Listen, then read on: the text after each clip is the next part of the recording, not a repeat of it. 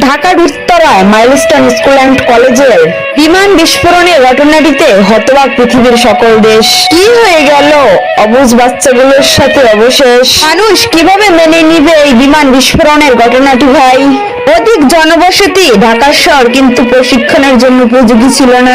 আগে দিবেন এই মৃত্যুগুলোর দায়ভার? ক্যাপ্টেন তকিরিত হয়ে গেছে শহীদ, এটাও জানা সবার। তো মায়ের বুকের ধন হয়ে গেছে শহীদ। এ দৃশ্য চোখে দেখা যায় না, আপন মনে কেঁদে ওঠে হৃদ।